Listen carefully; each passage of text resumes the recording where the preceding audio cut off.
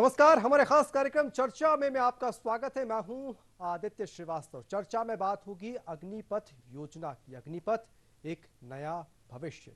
देश का एक युवा, या यूं कहें कि बड़ी संख्या में युवा देश की सेवा के लिए फौज में जाता है, सेना में जाता है या जाने के सपने देखता है। और उन युवाओं के लिए देश की सरकार ने अग्निपथ योजना लेकर आई है। वो योजना 4 साल के लिए 17.5 साल से लेकर 23 साल तक के जो युवा होंगे उनको जाने का मौका मिलेगा। और उस सेना में जाने के लिए उनको कठोर परिश्रम करना होगा, कठोर पूरी प्रक्रिया, जो चयन प्रक्रिया होती है उससे गुजरना होगा। उसके बाद जब चयन हो जाएगा तो एक जो सेना का प्रशिक्षण होता है उस प्रशिक्षण से भी उनको निकलना पड़ेगा। इस पूरी योजना के तहत अगर समझने की कोशिश करें तो पहले वर्ष में लगभग 4,71,000 के आसपास का जो पैकेज है वो पहले साल में उन तमाम अग्निवीरों को मिलेगा। चौथे वर्ष तक आते आते वो पैकेज 6,92,000 तक हो जाएगा लगभग। और जब 4 साल की सेवा के बाद व्यक्ति 11,71,000 रुपए लेकर अग्निवीर सेना से बाहर निकलेगा और आगे अपना भविष्य तय करेगा। भविष्य किस तरीके का होगा इस पर भी हम चर्चा करेंगे। साथ साथ आपको यह भी बताएंगे कि किस तरीके से एक भ्रम फैलाने की कोशिश भी कुछ लोगों के द्वारा फैलाई जा रही है, उसका सच क्या है और ये अग्निवीर योजना, अग्निपथ योजना युवाओं के लिए कितनी महत्वपूर्ण होगी, उनके व्यक्तित्व विकास के लिए। और खासकर भारतीय सेना किस तरीके से युवा होने वाली है इस अग्निपथ योजना के जरिए, इस पर भी आज हम चर्चा करेंगे। लेकिन सबसे पहले आपको बताते हैं कैसी है यह योजना, कैसे रक्षा मंत्री राजनाथ सिंह अब 3 सेना प्रमुखों के साथ देश के सामने आते हैं और वो जो ऐलान करते हैं उस ऐलान के बाद देश के एक बड़े युवा को एक बड़ी राहत मिलती है और उसके सपनों को एक उड़ान मिलती है इस योजना के जरिए, वो आपको सुनाते हैं। राजनाथ सिंह ने सशस्त्र सेनाओं में प्राथमिक स्तर पर भर्ती की ऐतिहासिक अग्निपथ योजना की शुरुआत की। रक्षा मंत्री ने कहा कि भारतीय सेनाओं को विश्व की बेहतरीन सेना बनाने की दिशा में सुरक्षा मामलों की कैबिनेट समिति ने एक ऐतिहासिक निर्णय लिया है। राजनाथ सिंह ने कहा कि अग्निपथ योजना से एम्प्लॉयमेंट अपॉर्चुनिटीज बढ़ेंगी। अग्निवीर सेवा के दौरान अर्जित स्किल्स एवं एक्सपीरियंस से उन्हें विभिन्न क्षेत्रों में एम्प्लॉयमेंट प्राप्त होंगे। इस अग्निपथ योजना से एम्प्लॉयमेंट अपॉर्चुनिटीज बढ़ेंगी और अग्निवीर सेवा के दौरान अर्जित स्किल्स एवं एक्सपीरियंस उन्हें विभिन्न क्षेत्रों में एम्प्लॉयमेंट भी प्राप्त कराएगा और इससे भारतीय अर्थव्यवस्था को भी हायर स्किल्ड वर्कफोर्स की उपलब्धता होगी, जो प्रोडक्टिविटी गेन और ओवरऑल जीडीपी ग्रोथ में सहायक होगी। अग्निपथ योजना के तहत 17.5 से 21 वर्ष के युवा 4 साल के लिए सेना में शामिल हो सकेंगे और देश की सेवा कर सकेंगे। 4 साल बाद चुने हुए 25% अग्निवीरों को नियमित सैन्य सेवा का अवसर मिलेगा। बाकी अन्य को सरकारी और निजी क्षेत्रों में प्राथमिकता मिलेगी। 4 साल की सेवा में युवाओं को पहले साल 4.76 लाख का सालाना पैकेज मिलेगा, जो चौथी साल तक बढ़कर 6.92 लाख तक पहुंच जाएगा। इसके अलावा अन्य रिस्क और हार्डशिप भत्ते भी मिलेंगे। 4 साल की नौकरी के बाद युवाओं को 11.7 लाख रुपए की सेवा निधि दी जाएगी। इस पर कोई कर नहीं लगेगा। अगर कोई अग्निवीर देश सेवा के दौरान शहीद हो जाता है तो उसके परिजनों को सेवा निधि समेत 1 करोड़ रुपए से ज्यादा की राशि ब्याज समेत मिलेगी। इसके अलावा बाकी बची नौकरी का भी वेतन दिया जाएगा। वहीं अगर कोई अग्निवीर सेवा के दौरान डिसेबल हो जाता है तो उसे 44 लाख रुपए तक की राशि दी जाएगी और इसके साथ ही बाकी बची नौकरी का भी वेतन दिया जाएगा। तीनों सेनाओं के प्रमुखों ने इस मौके पर कहा कि अग्निपथ योजना से सशस्त्र सेनाओं को योग्य और प्रतिभाशाली युवक सेवा के लिए मिलेंगे। An enhanced youth pool profile, as was mentioned earlier, that is reduction of average age from 32 to 26 to be achieved over a period of time. Secondly, increase in the technical threshold of the Army by recruiting Agniveers through ITIs and other technical institutes by harnessing their potential. Agnipath scheme एक नए दौर की नई सोच है, एक idea जो made in India and make for India है, एक आइडिया जो आर्म फोर्सेस के ह्यूमन रिसोर्सेज मैनेजमेंट को पॉजिटिवली इम्पैक्ट करेगा। The Indian Air Force is looking to tap into this source of dynamic young people, train and expose them to high technology environment of the Indian Air Force, and hone their skills for future employment. The new scheme therefore gives the Air Force an opportunity to draw from the vast pool of talent available in the country so that they can serve in the nation's armed forces with pride. साल 2022 के लिए 46,000 अग्निवीरों की भर्ती पूरे देश में आयोजित की जाएगी और मेरिट में आए युवाओं को इसमें चुना जाए। तो अग्निवीरों को रेगिस्तान से लेकर पहाड़ों तक सेवा का अवसर दिया जाएगा। वायुसेना, थल सेना, नौसेना, इन तमाम तीनों विंग में उनको जाने का मौका मिलेगा। उनके कैलिबर को देखते हुए इन तमाम तीनों सेनाओं में उनको भेजा जाएगा। साथ साथ यहां पर यह भी आपको बताते हैं कि सरकार ने आखिर क्यों 21 साल से 23 साल उसकी उम्र की सीमा की, क्योंकि 2 साल कोरोना काल निकला और उस दौरान सेना की भर्तियां नहीं हो पाई। लिहाजा जो अंतिम वर्ष के जो पात्रता के जो लोग थे, उम्मीदवार थे, उनको ये राहत देते हुए अब 23 साल कर दी गई है। क्यों, इसके पीछे क्या लॉजिक था, क्यों सेना की तरफ से इसको किया गया है और साथ साथ कैसे पूरी सेवा होगी और कैसे भारतीय सेना को इससे एक नई ताकत मिलने वाली है, ये आपको सुनाते हैं। साल 2022 में अग्निपथ योजना के तहत ही सभी सैन्य भर्तियां होंगी। तीनों सेना ने एक संयुक्त प्रेस वार्ता कर एक बार फिर स्पष्ट किया कि 14 जून को जब पहली बार योजना घोषित की गई थी तो उसके बाद कोविड-19 के समय की भर्ती प्रक्रियाओं को पूरी नहीं होने की वजह से सिर्फ ऊपरी सीमा में 2 साल की छूट दी जा रही है, जो सिर्फ 2022 की भर्ती प्रक्रिया के लिए लागू रहेगा। सारी रिक्रूटमेंट अग्निवीर के तहत ही होगी। जो एलिजिबल हैं वो इस प्रोसेस को में फिर से अप्लाई करेंगे। दूसरी बात जहां तक रही कि कितनी डिस्कशन हुई थी, ट्वीकिंग सिर्फ एक हुई है और वो भी है one time exception of 2 year extension. Otherwise जो 14 तारीख को अनाउंस हुआ था वो आज भी वैलिड है और वो रहेगा। अग्निपथ योजना को लेकर देश के विभिन्न हिस्सों में हो रही हिंसा को लेकर भी ट्राई सर्विसेज ने अभ्यर्थियों को स्पष्ट संदेश दिया कि जो लोग हिंसा में शामिल हैं, ऐसे लोगों की सेना में कोई जगह नहीं है। सेना अनुशासन से समझौता नहीं करती है। इट्स अ मैटर ऑफ क्या कहते हैं, लॉ एंड ऑर्डर। एंड जो बच्चे, मैं दोबारा दोहरा रहा हूँ, जो बच्चे हैं उन सबको बोला गया कि kindly write a pledge. And write pledge मतलब this is part of the क्या कहते हैं एनरोलमेंट फॉर्म, कि मैं किसी पुलिस या ये आर्सन इसके अंदर नहीं जुड़ा हूं। उसके साथ उसका पुलिस वेरिफिकेशन होगा ही होगा। अगर ना जाने किसी वजह से एफआईआर लॉन्च उसके ऊपर लॉन्च हुआ तो वो नहीं आ सकता। It is simple. सेना ने एक बार फिर सिलसिलेवार ढंग से बताया कि अग्निवीरों की सेवा शर्तों को लेकर किसी भी प्रकार का भेदभाव नहीं किया गया है। शहीद होने की स्थिति या फिर चोटिल होने की स्थिति में ठीक उसी प्रकार के प्रावधान हैं जो मौजूदा सैनिकों को दिए जा रहे हैं। जो आज जवान को पेड अलाउंसेस मिल रहे हैं वो अग्निवीर को ज्यादा मिलेंगे। 17 लाख के करीब ये उसकी पे है। एक सेवानिधि पैकेज है जिसके अंदर उसका योगदान 5 लाख है। गवर्नमेंट अपनी तरफ से 5 लाख डालेगी। इन दोनों के ऊपर जो इंटरेस्ट दिया जाएगा वो तकरीबन 1.5 लाख होगा। देश की सेवा करने के लिए जो सर्वोच्च बलिदान देगा उसकी इंश्योरेंस कवर नॉन कॉन्ट्रीब्यूटरी है। आज पूरे देश में मैं भी कंट्रीब्यूशन देता हूं, जो बाहर जवान खड़ा हुआ है वो भी कंट्रीब्यूशन देता है। सिर्फ एक इंसान है अग्निवीर जो आगे आने वाले टाइम पे कंट्रीब्यूशन नहीं देगा और उसको तकरीबन 1 करोड़ का इंश्योरेंस मिलेगी अगर उसने अपने देश के लिए किसी वजह से बलिदान दिया। इसके अलावा जो डिसेबिलिटी, अगर किसी कारण मैं ये टाइगर हिल की तरफ दौड़ रहा हूं या कुछ हो रहा हूं, मेरे कुछ गोली लग गई एक्सेट्रा, सेम प्रोविजन जो मेरी प्रोविजन है वही उसकी प्रोविजन है। देयर इज नो फर्क फॉर एन अग्निवीर। युवाओं के जोश और अनुभव के सम्मिश्रण की बदौलत सेना को युवा बनाने की चुनौती काफी लंबे समय से थी। कई समितियों, ग्रुप ऑफ मिनिस्टर्स ने कई बार समीक्षा कर इस पहल को लागू करने की सिफारिश की थी, लेकिन सुधार की प्रक्रिया लंबे समय से टलते चली आ रही थी।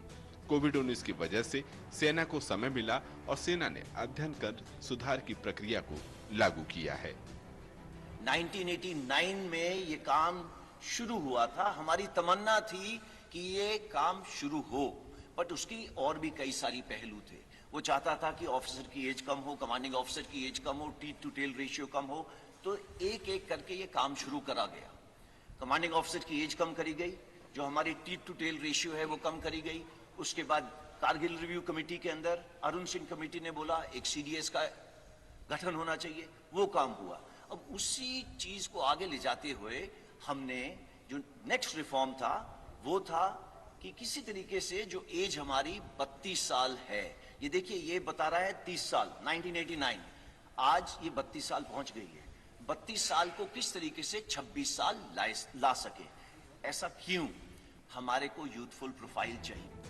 सेना में भर्ती को लेकर आकांक्षी युवाओं को भरोसा दिलाया गया कि अग्निपथ योजना उनके कौशल वृद्धि से लेकर व्यक्तित्व को अनुशासित बनाने में मददगार होगी।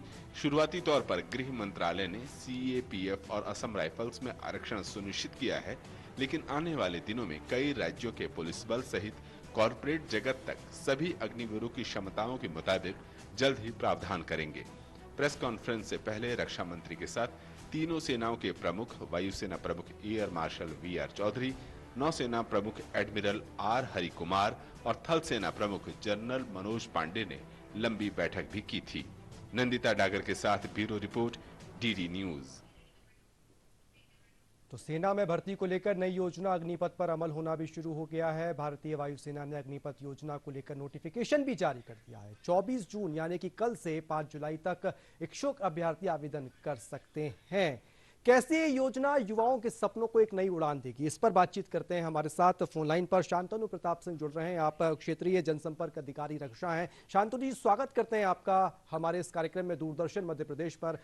शांतनु जी, सबसे पहले तो आपसे यही जानना चाहूंगा, अग्निपथ योजना के जरिए देश के जो युवा हैं, जो देश की रक्षा करना चाहते हैं, देश के लिए सेवा देना चाहते हैं, अपना समर्पण देना चाहते हैं, उनके सपनों को उड़ान कैसे मिलेगी?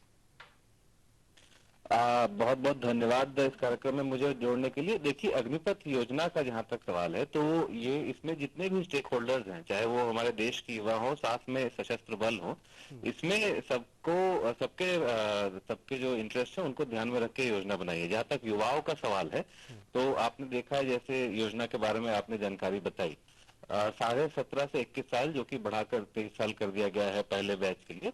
इस एज ग्रुप में जो युवा है उनको सशस्त्र बलों में एक हिस्सा बनने का मौका मिलेगा इस योजना के माध्यम से।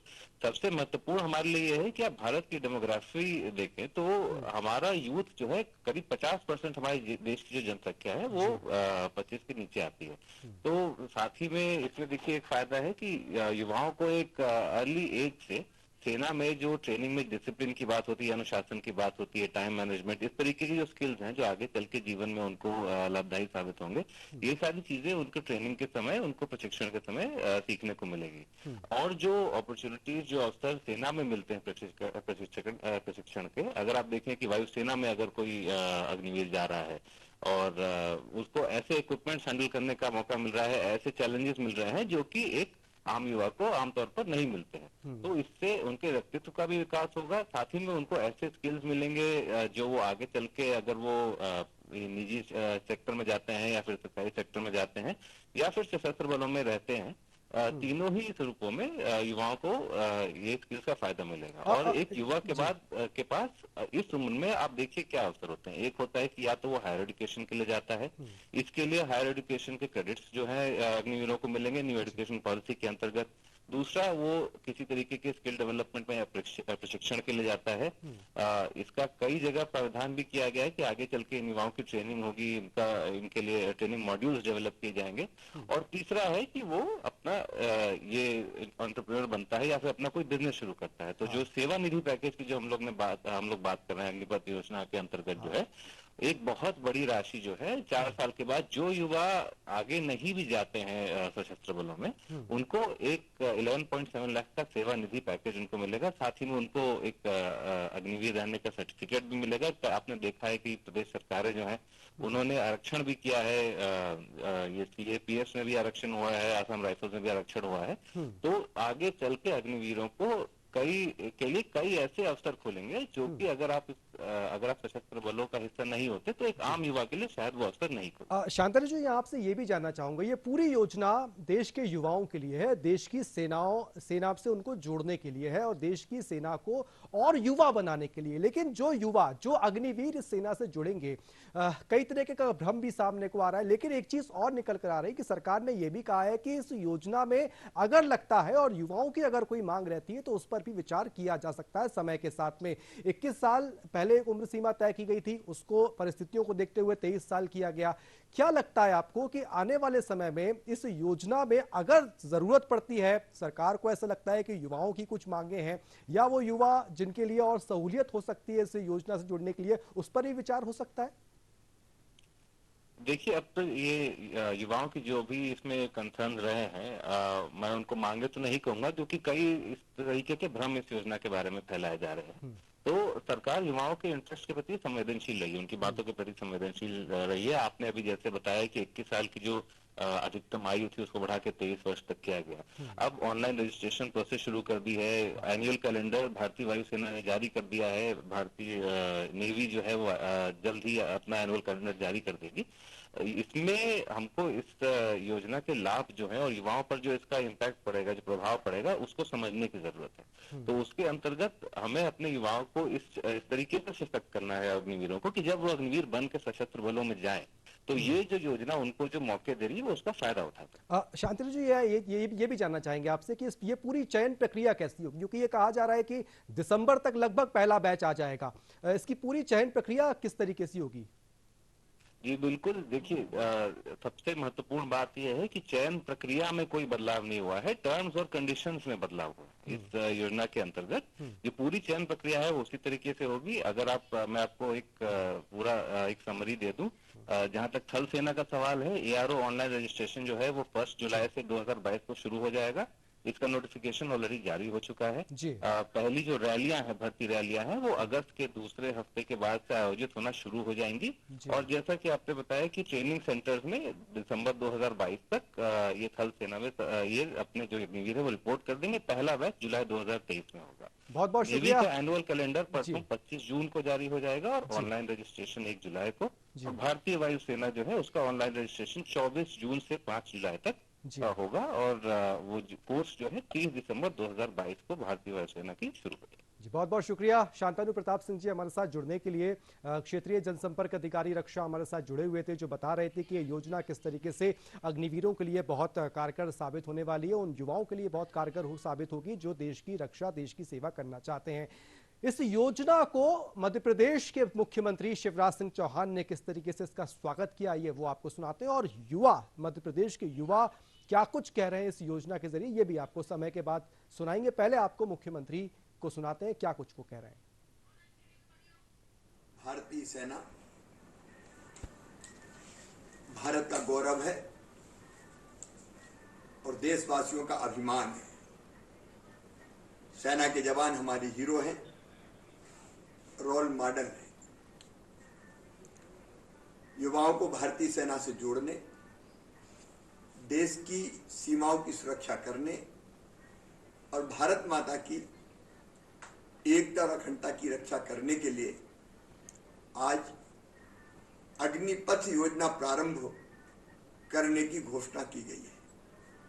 सेना से जवानों को जोड़ने की यह अद्भुत योजना है और इस योजना के लिए मैं हमारे प्रधानमंत्री श्रीमान नरेंद्र मोदी जी को हृदय से धन्यवाद देता हूं, रक्षा मंत्री जी को बधाई देता हूं। इस सेवा के माध्यम से न केवल हम भारत माता की सीमाओं की रक्षा करेंगे, बल्कि 45,000 नौजवानों को देश की सेवा के अवसर के साथ साथ रोजगार भी मिलेगा। ये तो आपने मुख्यमंत्री को सुना, किस तरीके से उन्होंने इस योजना का स्वागत किया, प्रधानमंत्री नरेंद्र मोदी का धन्यवाद दिया। लेकिन अब आपको सुनाते हैं वो युवा जो इस योजना से जुड़ेंगे, जो अग्निवीर बन सकते हैं, उनका क्या कुछ कहना है मध्य प्रदेश के अलग अलग जगहों के युवाओं का, वो आपको सुनाते हैं।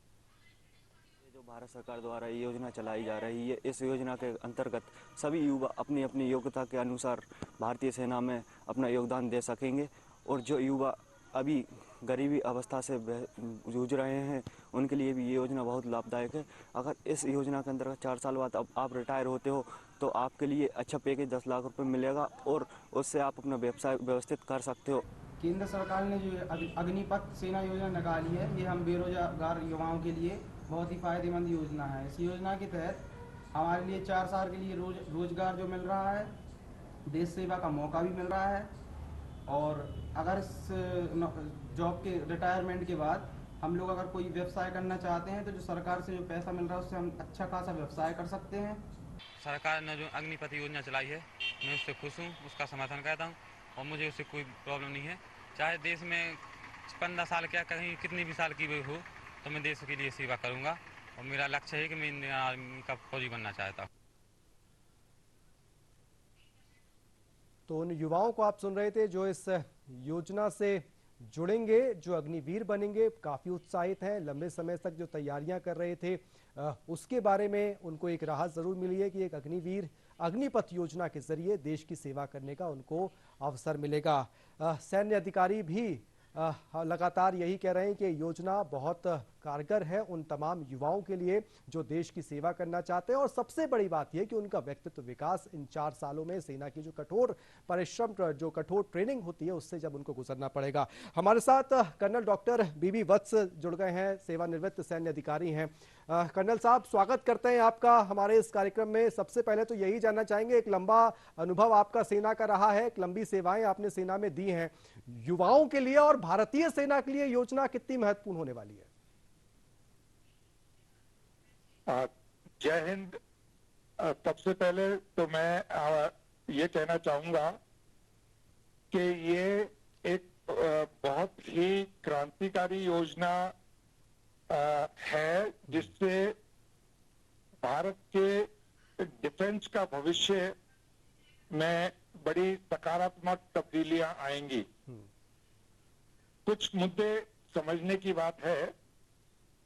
भविष्य का युद्ध का आयाम टेक्नोलॉजिकल बेस्ड ज्यादा रहेगा बनिस्पत के आमने सामने या गुत्थम गुत्था की लड़ाई जिसे आप कहते हैं जी। तो टेक्नोलॉजी के लिए जो आए दिन बदलती रहती है काफी पैसे की जरूरत पड़ती है। तो जाहिर बात है कि उस चीज को जो जरूरी है कैटर करने के लिए कहीं और चीजों पर थोड़ा सा पाबंदी लगानी होगी। नंबर 1। नंबर 2, 17 साल से 21 साल की उम्र में जी अगर किसी नौजवान को 4 साल की ट्रेनिंग के बाद में जब वो समाज में वापस आएगा जी, अगर वो खुदा न खास्ता पहले 25% या भविष्य में होने वाली चेंजेस हो सकती हैं कि 25 की बजाय 30 हो जाए, 35% हो जाए, क्योंकि तब्दीलियां इस योजना में करनी होंगी। और बिल्कुल कर्नल साहब आप बहुत महत्वपूर्ण बात कह रहे हैं यहाँ पे। कर्नल साहब आप यही बता रहे हैं कि किस तरीके से इस पूरे 4 साल के बाद जब युवा समाज में वापस आएगा तो ना सिर्फ उसका बल्कि देश को और समाज को कितना बड़ा लाभ उसके इस सेना में जाने से होगा, इस पर भी आप प्रकाश डाल रहे थे। बहुत बहुत शुक्रिया करें कर्नल साहब हमारे साथ जुड़ने के लिए। तो अग्निपथ योजना पे आज हमने बात की किस तरीके से भारत के उन युवाओं को के लिए एक बहुत बड़ा प्लेटफॉर्म होने वाली है जो देश की सेवा करना चाहते हैं, अग्निवीर बनेंगे और अग्निवीर बनने के बाद कुछ लोग तो वही होंगे जो भारतीय सेना में आगे भी सेवाएं देंगे, लेकिन कुछ लोग वो होंगे जब वापस लौटेंगे तो समाज के, सरकार के अलग अलग अंगों में काम करते हुए भी नजर आएंगे। फिलहाल इस कार्यक्रम में इतना ही, दीजिए इजाजत, नमस्कार।